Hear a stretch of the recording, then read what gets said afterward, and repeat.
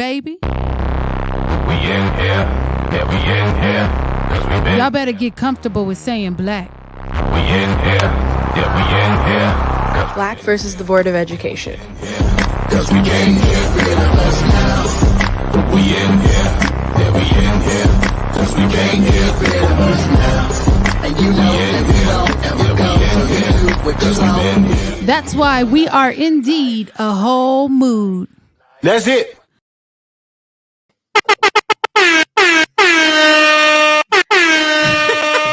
And you know that could only mean one thing. That means Black versus the Board of Education is on your airways right now, live and in color.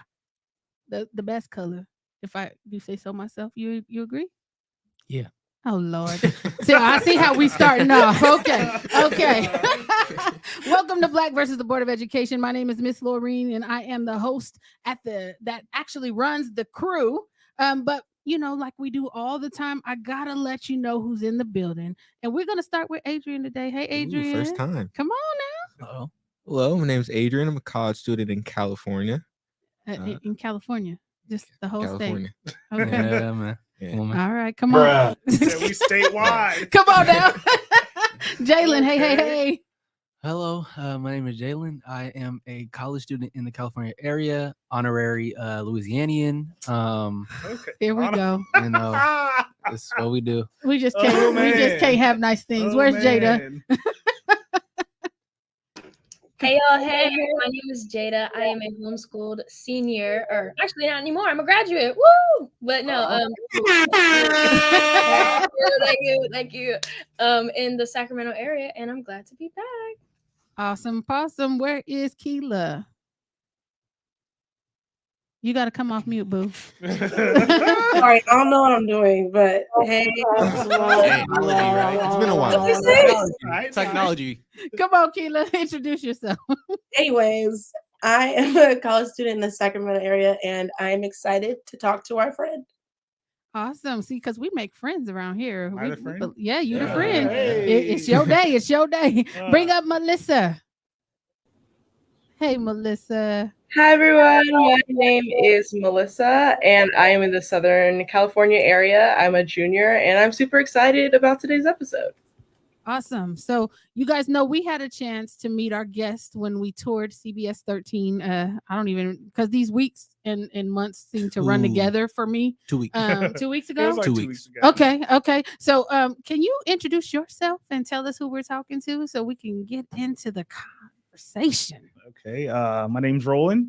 I'm a producer at CBS 13, so I do news and a little bit of sports every now and then when I can.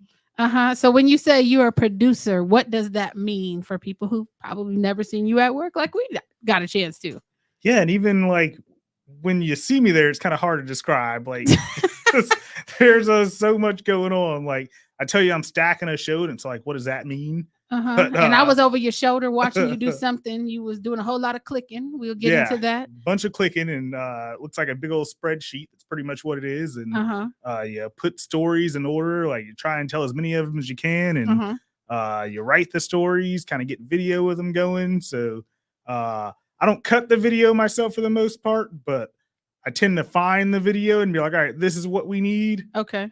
Write the scripts and So you then- write too. Oh yeah, I write. Oh, wow. I do a lot of writing. Okay. Yeah. Well, we're Yeah. gonna get into that because I think the best part about seeing you in action was the commentary. Oh, So you guys, like, if you Hilarious. could put a description to what you saw, I want y'all to give me ooh. a got 2 description or a word that kind of describes what you saw when we were over his shoulder. Come on, Jalen. Controlled chaos. Mhm. Ooh, I like that one. Oh, man. Okay. Okay. Stop it. Word. Keela, give me a word or two. What did you see? How would you describe Roland? A character. Oh, you got all these C words. Yeah. Okay, come on, Okay. Jada. What you think? I guess animated. Yeah. Ooh, Sure. animated. I'm about to hit this one. This one right here. Come on, Adrian. What did you think? In the moment, depressed. Depressed. You Wait. look sad, man. I feel like these are all good characterizations. I don't feel like any of them are wrong. No, I know it's a roller coaster of emotions. It was the commentary. Yeah, Melissa, I know what you mean. Melissa, give me a word or two. What did you think? I was gonna say magical because that was amazing. I couldn't have done that. Yeah, magical. I cannot Tevin. And so you said depressed. Now you got to explain that to the people who weren't there. What were you talking about? We go in, we all line up right behind them. Just pop up over my shoulder. Wait, before we said this, we walked in like kids on a field trip. We did. Yeah. We were trying to stay so quiet. I had turned my flash on an accident. But Lisa did too. We just hear him typing, and the first thing that comes out of his mouth was, "I hate my life." Oh, that was the first thing y'all saw? Yeah. First thing we heard. Well, Jada is nodding her head. So Jada, that's the first thing you heard too? Yep. Yeah, that was, I'm sure. It made me giggle. It made me look around like I'm not the only one that heard that, right? Oh, okay. And I think that to get a real well-rounded picture about you, can you kind of talk to us about how you got into producing? Was it something you wanted to do, or? That's funny. So like before I got into broadcasting, I would have never thought that I'd be a producer on a TV show. Yeah. And I mean, I was thinking more like sports broadcasting. Mm-hmm. I didn't know exactly what I was going to do in sports broadcasting. You hear all the people who were on the mic at the time and you're all like, I want to be one of those guys. But there's so much more that goes into broadcasting than just be like, I'm the guy on the mic. Right. And so I started working for a news station in San Diego, and we did high school football. Okay. And so we were covering that a lot. That was a lot of fun. I got to do a lot of different things with that. But then I got into a newsroom to say I'm going to get my foot in the door and see where I can go with this. And so I ended up behind the camera, not really doing very much except pointing it in different directions. Uh-huh. And I think it was kind of during the summer that all those George Floyd protests broke out that I got to thinking yeah, I'm here, but I'm not really helping tell these stories. And so they're getting told in a way that I wish I was more a part of the conversation. Mm-hmm. And so it transitioned to, for me, I'm still behind the camera, but in a very different way.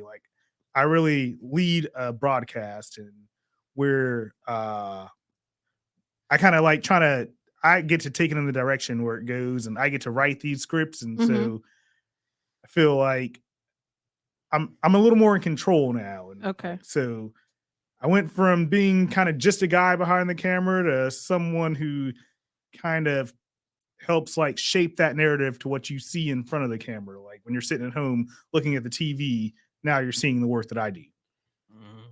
Okay. Y'all know what time it is. Y'all got your questions ready? Let's go to Melissa.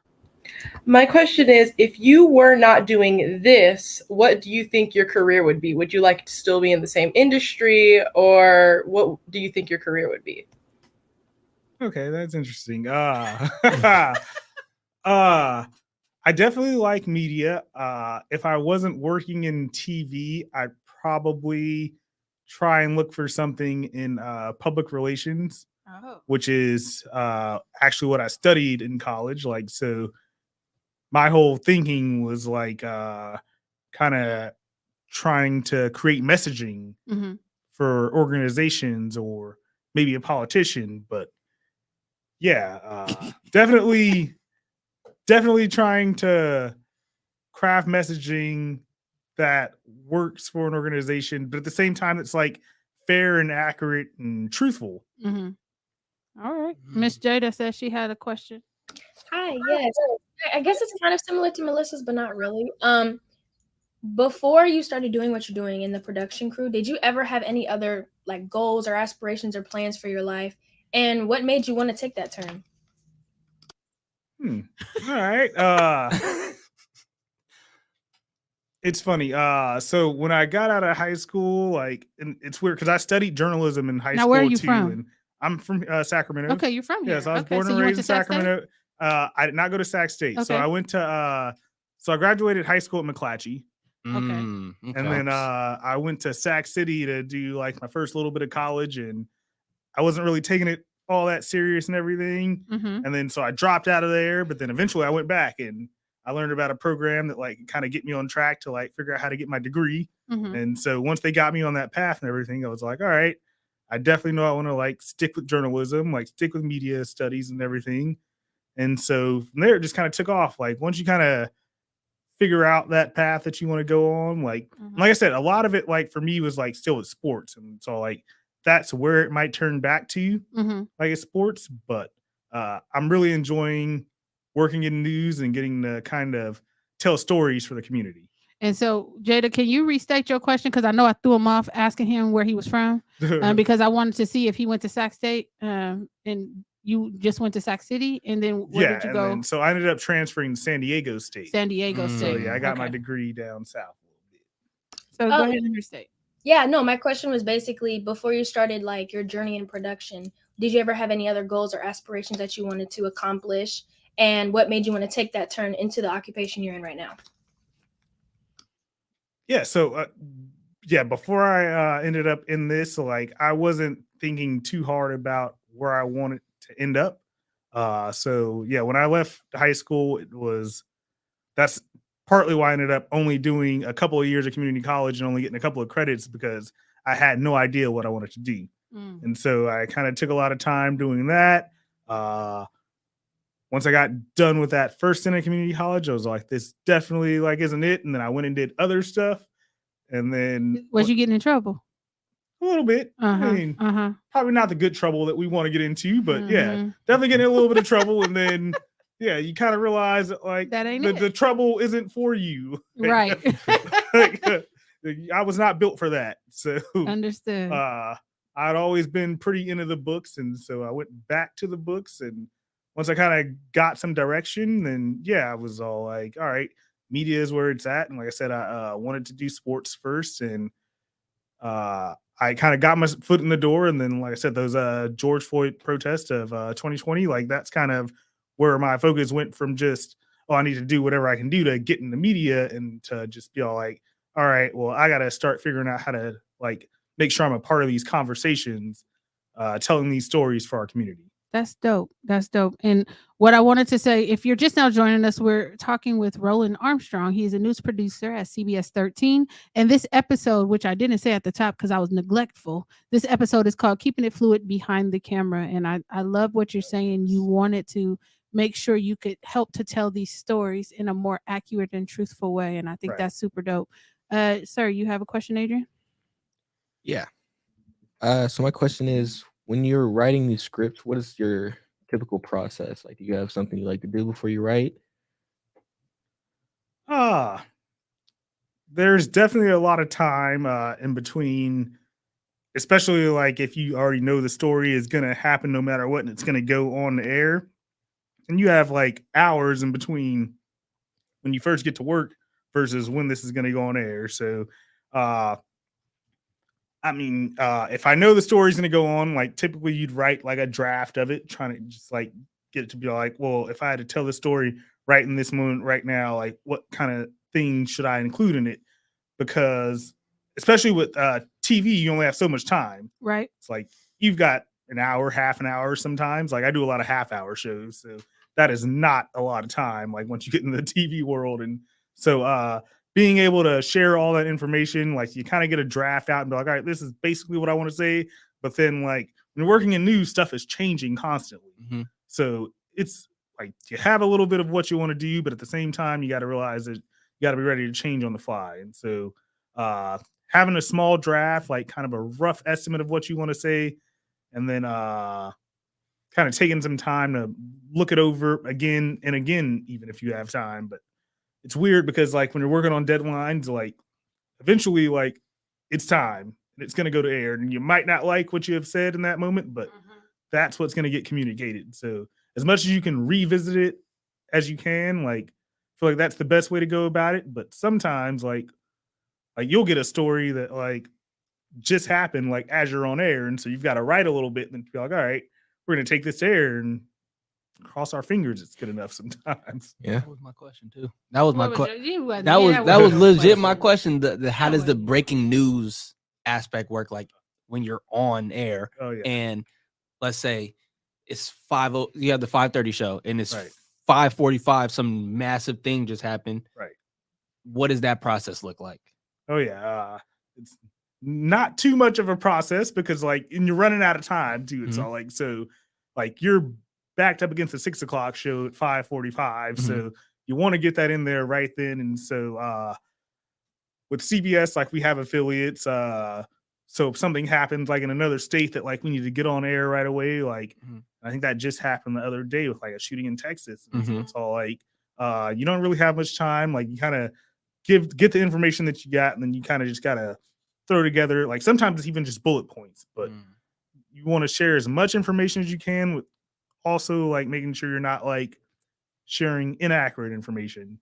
Got you. Which I have been a culprit of a few times. Oh, good gracious. Oh yeah, no. We're not perfect. And I see that we have a couple of things in the private chat, but ladies, I can't see it. My computer froze. So I have a question. come on. What was the most controversial story that you know that you've written? Ooh, that's a question. That's a question. All right, put them on That's the a question spot. right Yeah. there. All right. That's a question.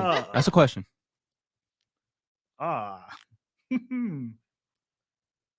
I can't think of just the most controversial, but like someone who's always a controversial topic is Donald Trump.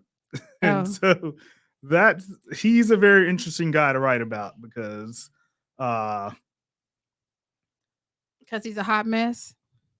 Definitely a hot mess. At the same time, it's all like some people will say it's all like he's a former president, so it's all like yeah, it's like you gotta kind of give the guy some level of respect, but at the same time, it's all like you gotta kind of call out the nonsense too, and it's like it's a very fun. Look at Melissa's face. It's a very fun line to play because it's all like so like I don't work for an editorial, right? Like I can't just share my opinion, even though I have it all the time. And so it's a very fun thing to be all like, oh, we're gonna try and fairly cover this guy, but at the same time, just like call out all this crap, which is just like more than half the stuff that comes out of his mouth. So it's really interesting trying to write about Donald Trump and like toe that line of like being fair, but at the same time sharing an honest opinion, which is probably right. Can I ask a follow-up? Yes. Oh my God, 1 second. My follow-up question for you is basically, does it ever get hard? Because I know it seems like your job relies mostly on like presenting the facts. Is it ever hard for you when you know that you have a lot of opinions? Has it ever been super challenging? Oh yeah, no, it's definitely tough to try and make sure you don't cross that line to where you are sharing your opinion. And it helps that like you work with a team. So you have anchors there, you have writers there, and you have management there who can like all kind of read over scripts and make sure that you're not going too far in the opinion and everything. But yeah, it's definitely like, so the station that I worked in San Diego, they definitely leaned very right. Okay. Very, very right. And so, yeah, it was definitely challenging working for people who like were clearly Trump fans and having to kind of try and be fair, but at the same time realizing that like that's one of the biggest reasons why I left, was because I thought we weren't being very fair. Like, so yeah, there's definitely, once you get into it, there's definitely tough decisions to make, and making sure that you feel like you're communicating all the facts and being fair at the same time. Yeah. Interesting, because I don't know if there are a lot of people who do what you do that are concerned about being fair, if I could keep it a buck. Oh, yeah. And so I think that a lot of times we put extra on ourselves so that we don't appear to be a certain way towards other people who may look at you and start to say, oh, he's an angry black man. Oh, right. And so do you ever find yourself having to kind of walk that tightrope? Especially you said your catalyst was George Floyd and what was happening with those protests. Right. Do you ever feel like you have to temper yourself or present it in a specific way because you don't want to be seen as the angry Black man? Let's get into it. Come on now. Come on, y'all. Welcome to the Back me party. up with these Welcome to the questions. Welcome party. to Black Yeah, versus the Board of no. Education, where we just go straight for the jugular. So let's do it. Oh, that's definitely fair. I definitely do feel like sometimes, I mean, but that's like any job though. Like, You're right. yeah, you can only say so much. And so, yeah, sharing how I feel and sometimes versus sharing just information, like it's definitely a tightrope that you're trying to walk. And I don't feel like it's too tough to do it, especially when you're honestly trying to be fair. But at the same time, it's all like some of that stuff that you want to say, you just can't quite say. Well, you can say it here. We won't judge you. Keela, what you got for me? Sorry, this is so weird. Okay, so my question is like, what does your workday look like? Like, do you work overtime? Like, is it full time? And then what are your forms of self-care if you have any? Okay. My work day, I'm scheduled for 9 hours. If you work in media, you realize that like you're supposed to have that hour of a lunch, but a lot of the time it doesn't happen. I mean, you're chasing stories and everything, so like the more time that you try and take a break, the more stuff that you're gonna miss. So and then it's a really competitive business. So it's definitely tough to try and take time for yourself. But I feel like if you can get with a station that like treats you right, like I feel like CBS 13, they pay us pretty good compared to other stations in the area. Oh. And so therefore, like I'm planning a trip to San Diego this summer. So I'm gonna be able to take 5-6 days off and just kind of go chill by the beach. Maybe see the horses race and everything. And yeah, just really take some time to yourself. And so while it is tough to try and like stay the course at work, really just having the financial ability to be able to take a serious vacation is something that I haven't had in a while. Like, and this is going to be my first very serious vacation since I've started working there, and I've been there for a year and a half. So, really excited about that. And then, I'm sorry, I missed the second part of your question. Forms of self-care. What do you do with self-care? Self-care. I mean, this is something that's new to me, which is just all like when you really feel like you need to, like taking a day off. And that's something I struggle with because I feel like I'm such a hard worker and I want to make sure I'm there. And like, I feel like if I'm missing days and I'm letting my team down, but at the same time, it's all like, you really got to make sure that you make time for yourself. And so just making sure, even if you're scheduled for a day, if like you just feel like you need a day to yourself, just making sure you take that. 100%. And I see a comment in the chat. It says, "What's next for you? Do you have plans on making any more big moves in your career?" Oh, absolutely. Yeah. I've always thought of myself like being in a management position one day. Okay. And yeah, so I definitely want to be So a a producer leader. is in a management position? A producer, I mean, like you've got like writers and stuff underneath you, but no, you're not in management. While you have a lot of control over the show, like, I mean, like I pretty much have basically all the control over what goes into my show and whatnot, but like there are still managers above me who like, they make schedules, they kind of look at the shows and make sure that we've got the information that they think we need in there. And so, yeah, there's definitely steps above a producer. Like producers, like, I wouldn't even consider it management, but if it is, it's like right at the bottom of management. Okay.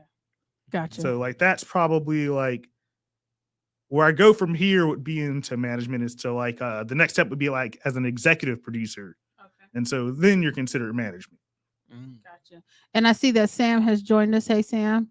Do you have a question that we can get you in there? And when you have your question, can you introduce yourself since you got here a little late? so that everybody knows that you're here. Okay. Do I introduce myself? Yes, go ahead and introduce yourself first. Hi, I'm Samuel. I got a wet spot on my shirt. That's not my fault. Great. I'm on the East Coast. I'm not revealing my location because, you know, I don't know who's out there. Oh, goodness gracious. Do you have a question, sir? Or should we come back to you? Hold on. What's it like being a producer of a show on a news station, like day to day?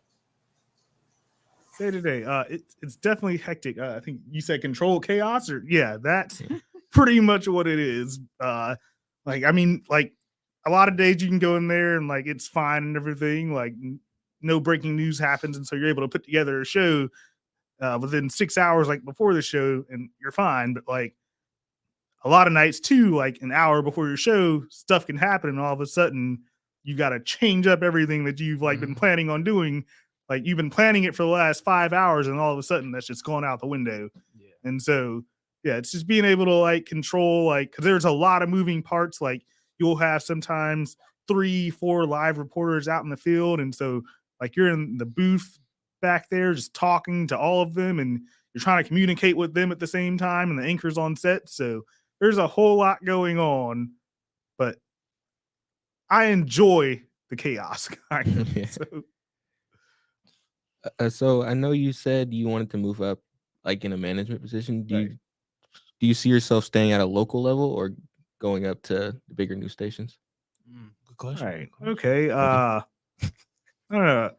Like me personally, I like Sacramento. I know a lot of people don't. Come on, it's the best city in the world. 916. I'm saying I moved to San Diego and somehow came back. So best city in the world. That lets you know something. But yeah. So I definitely love being local. I'd probably stay local, but that's an interesting thing because, like, for me, money talks. So, so like, if I get in a certain position and they're gonna offer me hundreds of thousands of dollars to go to LA or New York, like, I'm probably gonna take it.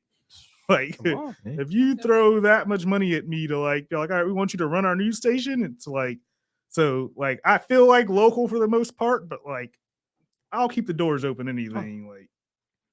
I think that's amazing.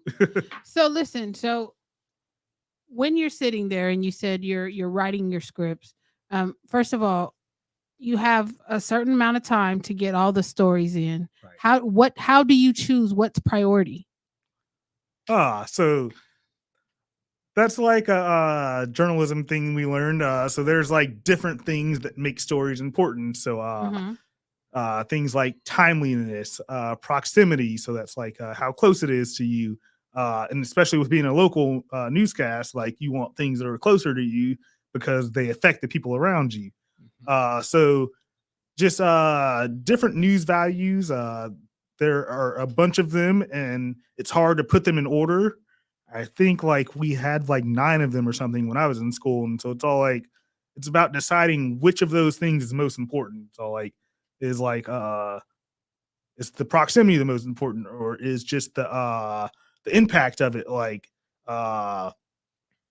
just the other day when that shooting happened in Texas, it's all like that wasn't local at all, but it's all like, and I think like ended up being like 9 people that got, or 8 or 9 people that got killed. So it's all like at that point it's all like clearly this is the biggest story of the day. And so just kind of figuring out like what's gonna be the most impactful thing, and you're kind of, I guess, racing a little bit against the other stations too. Mm-hmm. So you've got all these, yeah. So, so like you kind of want to be first there, and you kind of want to make sure that you're hitting something that people are going to want to see and want to talk about. So do you have a way to find, like, do you have like a source, like a different source to find out news faster than like people on Twitter? The secrets, right? You know, I'm just asking. I'm just asking. You ain't got to tell who the source is. Right. I just want to know if you got a source. No, so I mean, you become affiliated with like different stations, and like so like CBS, obviously we have all these stations like over the nation and everything, and so we share information with each other. And so our CBS station in Dallas, near Dallas, is the one who kind of broke that news. And so from there, we're able to use them to kind of get information from. And so everything we're sharing, like it's all like, it's not necessarily our sources that confirmed it, but like when our affiliate confirms it, it's like, all right, we're for sure that like this information is accurate. And so we're using each other, relying on people on the ground. Sometimes there are official sources like police or like council members, senators and stuff. And then some of the times it's like you're kind of getting information from people like witnesses, which is like at that point, that information is harder to verify. But like once they give you information, then you can take it back to those official sources that you trust and be all like, all right, we've heard this. Is it true? And so it's just about like relaying information that you get from different areas, and it can come in the most random form that you can think of. Like, so you get phone calls, you get emails, y'all get regular text messages. Like, so, or is that what you're saying in terms of random forms? People start to report things. Yeah, absolutely. People call in a lot to the news station, so really? we like won't hear about anything going on. All of a sudden, they'll be like, "Oh, there's a lockdown at this school. What's going on?" And it's all like, "Okay, we don't know. We'll check it out for you." Like, so, our brand is getting answers, and so when you call us, like, all right, we'll go find out for you. Oh, that's good to know. So I got to just report anonymous stuff, and y'all will go check it out. So do you follow up with the people that reported, or how does that work? I mean, it depends. Sometimes they'll leave their name and numbers. Other times they won't. But I don't think we really follow up too much with, like, the people who report it. But like, if someone calls in something that like the police are going to know about, then we go to the police and be like, all right, like we have like their public information officer. We have that person's phone number. So we're all like, all right, like you need to like tell the public what's going on so they can make sure, like, we need to avoid this area. Is everything safe? Like when things happen at schools, it's all like, should I be heading there to pick my kid up? Like, right. Huh. Okay. Melissa, do you know the percentage of Black people that work in this industry and specifically in your position? And if not, what about just in the space that you work currently, like in your workspace and work day? What does that look like with people that look like you? I don't. Yeah, definitely not very many. In like there are a few. Like we have a couple of Black managers. That's awesome. that's awesome. They don't work in news, so what are they managing exactly? So we've got one of like our streaming service is being managed by a Black woman. Okay. And then all of our photographers and editors are being managed by a Black man. So now, who was that in the room with you while we were there? Oh yeah, So you were sitting in the back, and there was somebody up front. Oh, okay, yeah. Tim, that's doing? Tim. He's our director. Okay, yeah. So what is the difference between what you were doing and what Tim was doing? Okay, so I basically put all this stuff like digitally in the computer. Like we're gonna like write scripts. We're gonna have what they call a chyron, a lower third, which is like the labeling that's going across the bottom that tells you kind of what's going on. And so at that point, he's running the switcher board to be like, all right, this is all this stuff that's going to come on air. Like I pretty much have it all laid out for him. It's like, all right, I need to like hit this button and take this to air, like when he's ready for it. And so as the anchors are reading the scripts, he's kind of hitting buttons and like switching stuff over to make sure that it actually pops up on air. So he's controlling our program feed. Okay. And so are you guys talking to each other, or are you talking to other people when you're deciding who's pushing what, who goes next? Because you were talking, somebody was queued up over there. The weather woman. Like, so who's talking to who? So he and I are talking to each other basically to make all the decisions of what goes to air. So and what y'all doesn't. are in the same room talking to each other? Yes. Okay. Yeah. Got it. Because like I've already made all these decisions of what's supposed to go on air and what's not supposed to go on air. But at the same time, like as we're going through and like stuff isn't timing out perfectly because anchors are ad-libbing, they're talking to each other a little bit. And so things take a little longer than we're expecting to. So at that point, me and him have to communicate like, all right, we're not going to do this story that we were planning on doing. Okay. And so that's all the clicking you was doing? You was skipping stories? Yeah, I was, we call it killing them basically. Like I can click on them and then hit a button and then it just makes them disappear. So when he goes to like, we're all automated. So when he goes to like punch in his codes, like those don't show up. And so like it automatically for him goes to the next one. And so we're just making sure that we're all on the same page. And then I'm talking, not only am I talking to him, but I'm talking to the anchors, talking to the reporters, making sure they all understand what's happening too, because everything's changing so fast. And so you're dealing with all these people, making sure they all know what's going on with the changes. Okay. And so can you, on a scale of 1 to 10, how stressful is that? And do the people listen that you're talking to? Definitely 9 out of 10 stress level. Okay. So, yeah, not gonna lie.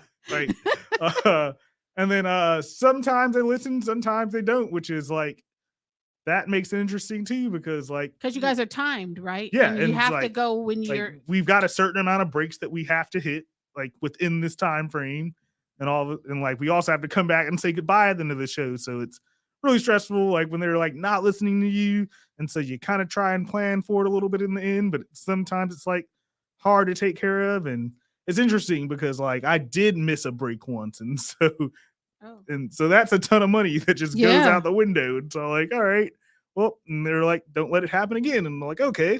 And so I haven't so far. And I've kind of figured it out at this point, and I'm all like I feel like I have enough control of the show to where like my new plan is like, if I ever get that close, I'm just gonna be like in the middle of their sentence, let's go to break.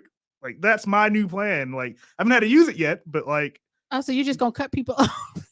I need to make a break. No, I feel it. I feel it. What's the most amount of stories you have to kill in one? Ooh, a lot of them. Like there have been times where like, so like you'll get like 30 different stories in your A block, but like something breaking. Wait, in 30 minutes? 30 stories? Well, that's in like 15 minutes. In 15 minutes. Well, because like a story can like, so you're talking about like VO, so that can just be like that stressed me out. Yeah, that's crazy. That's every 3 seconds. 30 stories in 15 minutes. Right. So you're trying to consolidate everything as best you can. Like you want to make it short, but also you want to make sure that you tell that story in a concise and again a fair manner, but like share all that information, but at the same time you can't stay too long on one thing. Like you just stressed me out. That's crazy. So when you kill those stories, are they just gone forever? You don't go back to them? Well, it depends. Sometimes you can bring them back, but a lot of the times, if you're having to kill those stories, it's because you don't have time for them. So, yeah, you'll write those stories, produce them. Someone will cut the video, and it'll never get seen. Sheesh. Oh.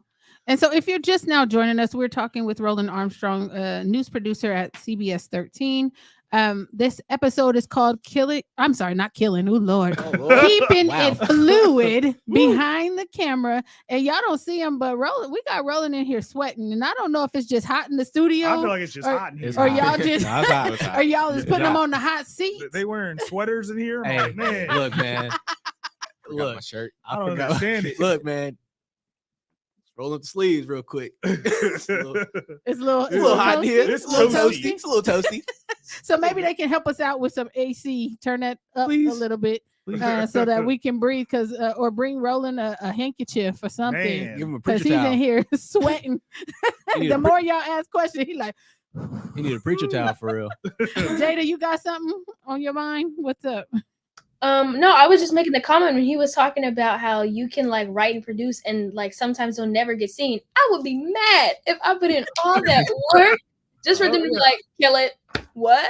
Like, so it's fun because like so when I do sports shows, it's all like we're waiting for the game to end, and so there will be times where we'll do an entire 30-minute hour show and just nothing, like we don't get to do anything, and so we'll spend 5-6 hours planning all that, and then it's all like, well, you don't have any time, so it happens frequently.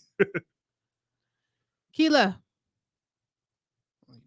So what's the best thing about your job and what's the least best thing about your job? Worst? Yeah. Stop it. You ain't gotta do all that. She asked him her question. If you had a way to say it, then you could. Why you gotta do all that? You were thinking it. Yeah. That's me. I apologize. Oh my gosh. So the best and worst thing about your job. Okay. I definitely love being in the booth, like when the show's live, and then like when breaking news happens. So you like, don't actually hate your life? No. Okay. No. Like just to be clear with all the y'all. So yeah, as stressful as it is, like I kind of like when things like kind of have to change up on you in the moment and you have to react to them. Like I feel like it's kind of a lot of fun. Like, but it can be stressful. The worst thing about my job. When you work in news, we're in what you call a 24-hour news cycle. Yes. And so there's always stuff going on, there's always changes being made, and so your schedule can change a lot. Oh. So you have to be flexible. Yes, especially when you're like I'm only 2 years into this, so I'm fairly new, and so if you're gonna be in news, like when you're getting to it at first, you gotta like realize that your schedule is gonna change a lot. And then you work into the night. Some people work early in the mornings, like so I'll get off at 11:30 and people are just showing up to do our morning shows. So at 11:30 at night? At 11, because we go on in there at 4 in the morning. So y'all 24 hours pretty much. Yes. Yeah. There's pretty much always someone in the building. So probably the worst part about being in news is just like there always needs to be someone available. Did you have to do the overnight shift? How was that? I have not had to do an overnight shift. Luckily, yes. Okay. Melissa, what you got? Oh, who's that? Sammy? That was me. Come on, Sam. Okay. So I heard you talking about like your most reliable sources. You take the sources like phone calls or whatever, and you bring them to your reliable sources to verify them. Where do you? I wanted to ask, where do you find those reliable sources? Like, Okay. Yeah. So some of those are obviously easy. Like when you like go to different cities and stuff. Like each city is going to have what they call a public information officer, which or is someone PIO. So that's someone who can share like information with you. Same with police stations, school districts. Yeah. So everyone's got public information officers who are granted that power to like, like we're going to share this information and this is official word from our organization. And then, like I said, people like they can become reliable sources depending on what they do. So like, I don't have any personally, but like people I work with have sources that work for state senators and assembly members. And so when like they get to a point where when they're sharing information with them, those sources are sources they consider reliable. And so I don't know if you guys heard about the serial killer in Davis, but when that happened and when they were going to arrest that guy who's now a suspect and who's arrested, beforehand, like someone with the police department kind of let one of our anchors know that like, yeah, they're going to like arrest this guy who they have in custody already. And so she's like, yeah, I consider this a reliable source. And so they're like, are you sure we can take this to air? And she was like, yes, I trust this source. And so, yeah, we did it. Okay. Melissa. Okay, so I had another question, but what you just said prompted a different question. So what happens if that source turns out to not be reliable? Ooh. Ooh, yeah. So, I mean, I've never personally had to deal with that, but I would imagine that, like I said, our anchor, like they've been there, done that with that person before. So eventually, like if they keep feeding you information that's not reliable, then you have to cut them off. Right. But yeah, like so you go and you rely on that source, and it can take you so far, but at the same time, it can kind of come back to bite you. And so, I guess you kind of have to establish that trust. And then, like I said, like she felt like she was really good on having that trust. We ran with the information that she had early, and then it turned out to be true. So that's a reliable source, right? So, question. Who is that? It's Jada. Hi, hey, it's Jada. This question might seem a little saddening, but how often do you get stories about injustices happening within the Black community, and how does it make you feel when you have to write those kind of stories? How often? Too often. Definitely too often.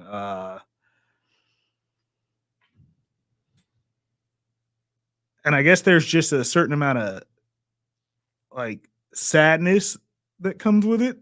So like, here we go again. But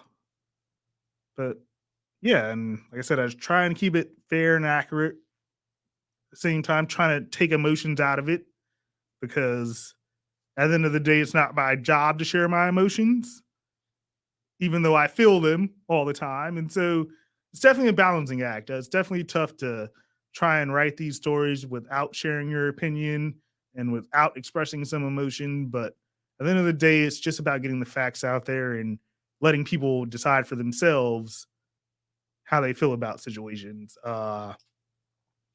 And I definitely like to write to make sure that the community is represented. And so like that's what I do. I'll tend to take it to air with something that like I feel like is showing a certain level of emotion, but at the same time is mostly just trying to share those facts, because like it's not like I have a black anchor that's on set reading. I was these about for to me, ask so, you. I was about to. we haven't touched on point that, out.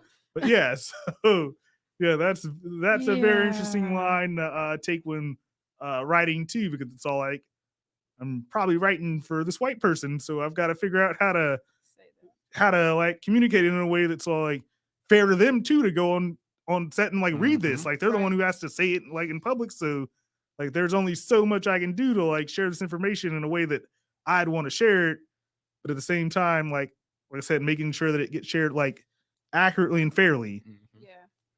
And that wouldn't make anyone else comfortable, like who just had to well, read you can my always words. send those to us, and we will absolutely read them as you want them read. You don't Okay. have to hold back over here. Yeah. And you got a bunch of readers right here and over here Whoa. that would love to get involved. Well, I know my girls are about that life. He just said, "Oh, like he wasn't sure." Wait, but reading though, you see my teleprompter work.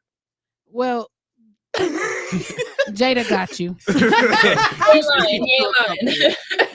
See my teleprompter work.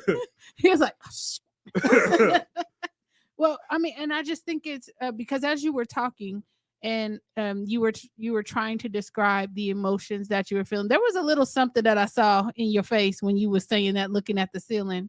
And so I wonder how much do you have to numb yourself or desensitize yourself to these stories that you're having to write about in order to present them in the way that you feel like you have to?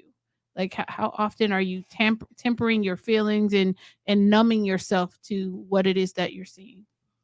It's definitely big about controlling the emotions. And that's just like, that's true for stories that affect our community, but even stories that are just like even more wider reaching. It's all like, that's it. Like, I feel like I'm covering a mass shooting every week, sometimes 2 a week. So it's really hard to share information without addressing what you think about the person who maybe did it.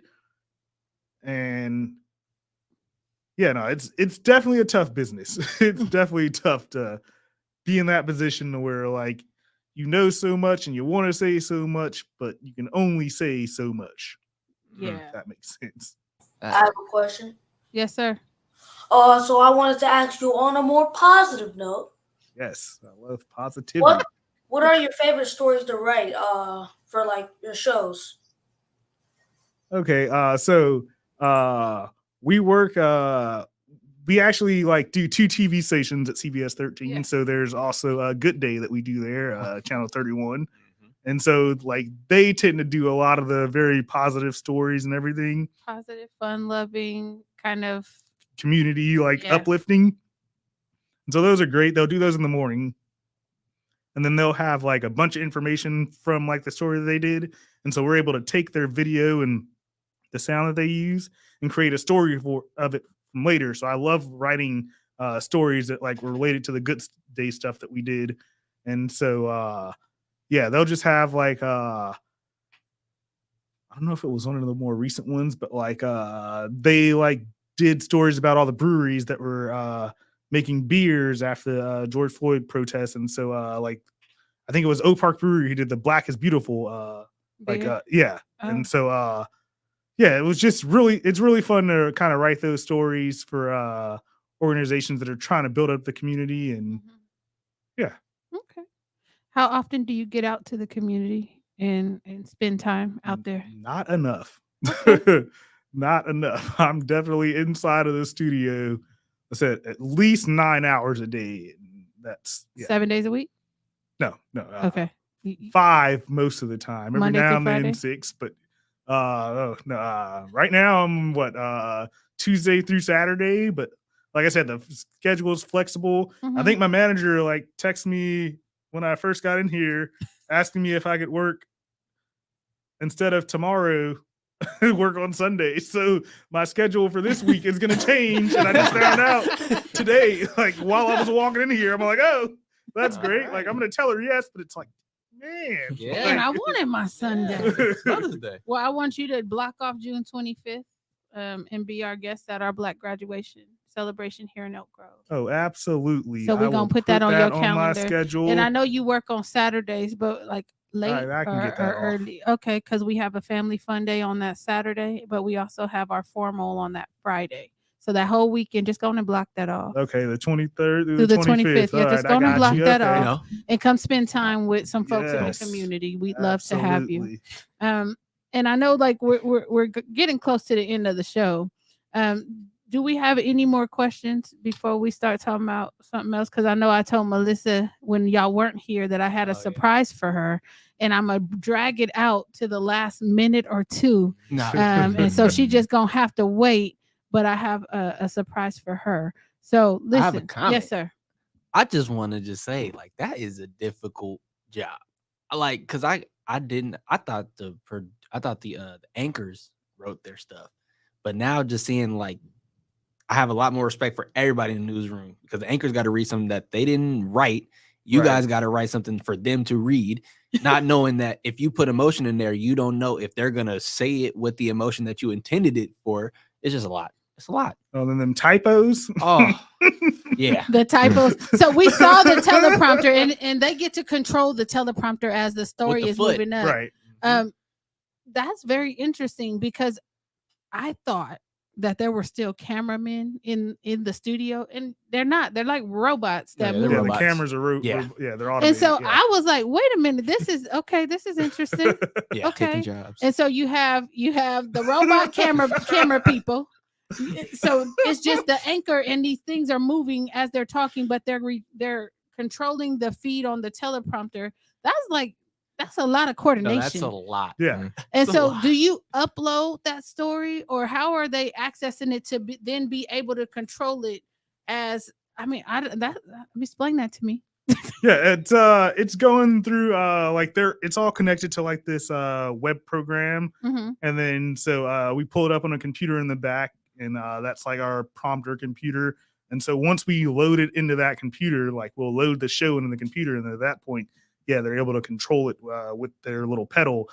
They use a foot pedal at CBS 13. When I was in San Diego, they had like a little hand like a mouse or something? No, it was just a knob. They can turn it. So yeah, they can turn it more and it go faster. They can turn it less and it goes slower.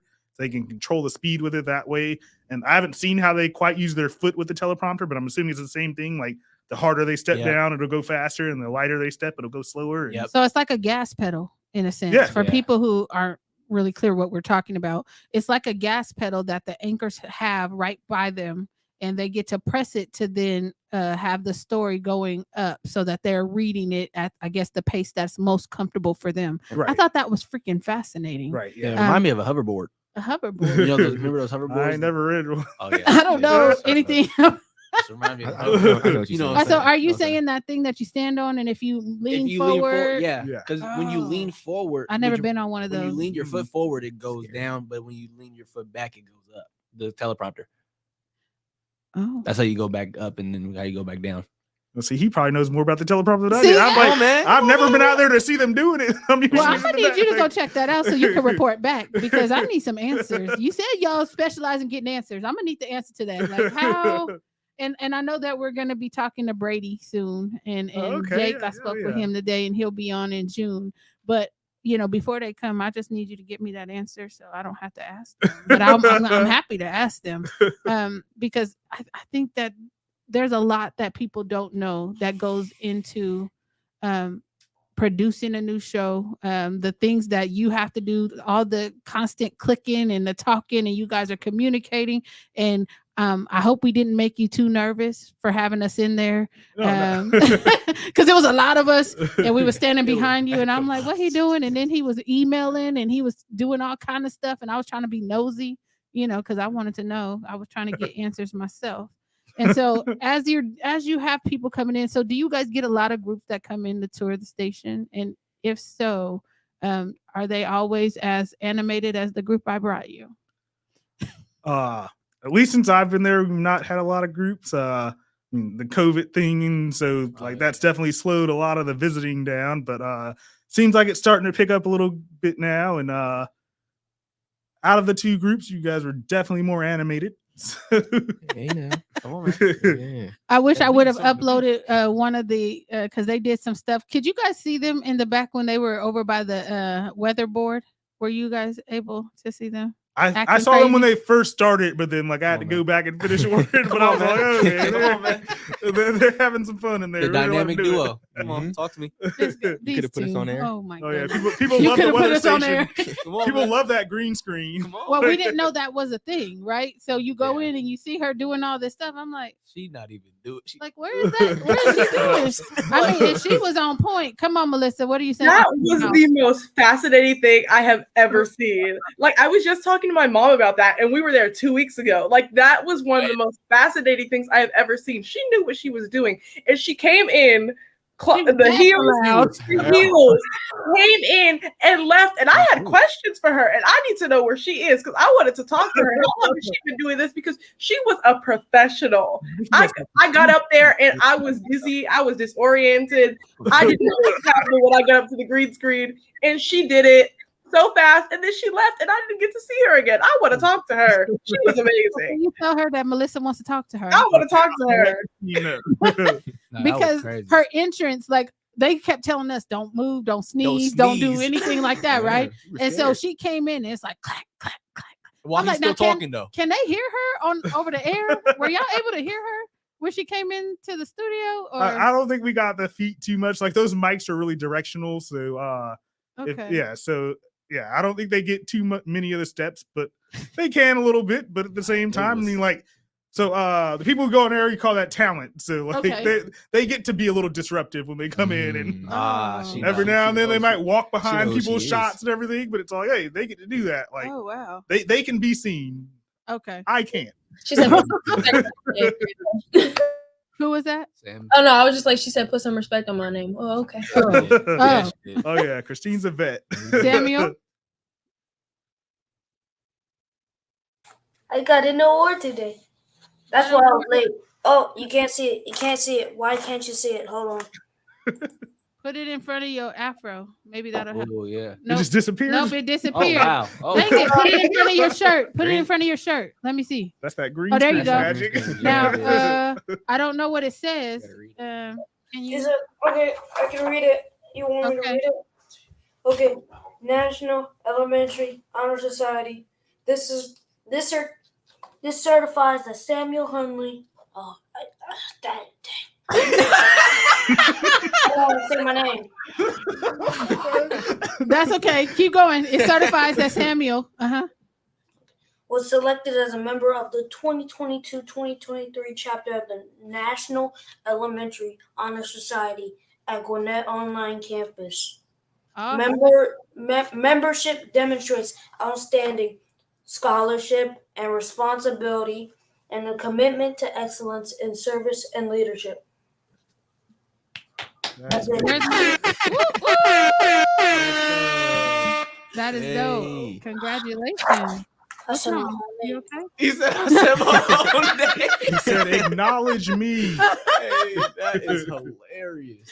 Well, let's go. So congratulations. We love to see it. Shout out to Sam. It's and we're not gonna say his last name because he don't want us to repeat it. But shout out to Sam and the Junior National Honor Elementary Honor Society. Is that what he wrote? Yeah. Okay. But Well, you know what shout time out it to is, though. Sam. You know That's what what's time it up. is. We all been waiting for. So listen, we're at the end of the show, which means I get to do something for Melissa because I heard something about her. Come on, man. And I'm right.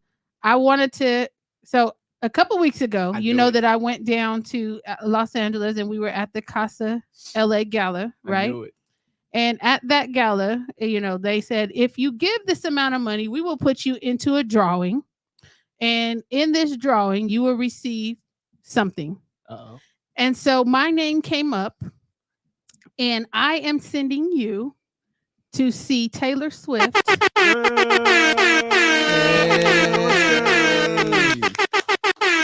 You will be sitting in the VIP section. Hey, that's the minute. And these are the tickets that she donated to Casa LA for their silent auction or whatever. And I won, and I said, what the hell? And I heard that you like Taylor Swift, so they are yours. Oh my goodness, a Swiftie. She said, "Oh my God." What are you saying? Yeah, I don't know they what you're can't hear saying. you. What are you I'm saying? sorry. I'm over here screaming so loud, and my mom is laughing at me. That's my girl. I love her so much, Miss Lorena. Don't let me I knew it. forever. And that's what I told him. You called it? So I will be sending those tickets to your. Do you hear Maya screaming? I got y'all are making me have flashbacks to when I was on the radio and I would be giving out prizes. Oh, call 105. Call 105. I'm sending you to see Taylor Swift. The bomb. Hey man, I remember one time I called. I was calling 102 of 103. I was sick. Oh, For that's some Chris Brown happened to tickets. me before too. I hate that. I hate that. I was sick. I had 5 phones. And all 5 were in the. That's happened to me. Oh, Me and my mom do that all the time. They're like, "Oh, you're caller 92, and I need to be 93." I'm like, I don't like y'all. Well, you don't have to be a selected caller. I'm just gonna give them to you because I'm not going. So that's that. We done came to the end of the show, man. What a show. Next week we will be joined by Micah Autry. He is an entrepreneur out of the. I want to say he's out of Texas somewhere. I hope that's it. If not, he'll correct us next week because I don't remember. I don't know. So with that, we're gonna hit y'all with the wave. We will see you next week right here on Facebook and YouTube, 4:30 PST. We are Black versus the Board of Education. Samuel, go ahead and start us off. How are we doing this? Melissa, how are we doing this? Can just go. I think they kicked it up, right? Okay, I was like, a while ago. Here we go. Right up. come on, Keela, Jada. We're gonna kick it to Roland. Just wave it out. Wave it. Yeah. No, Other way. the other way. No. I can't catch that. I need to catch it. You gotta catch it. We're done. Yeah, okay, he got it. Oh. We'll see y'all next week. Whole mood, baby.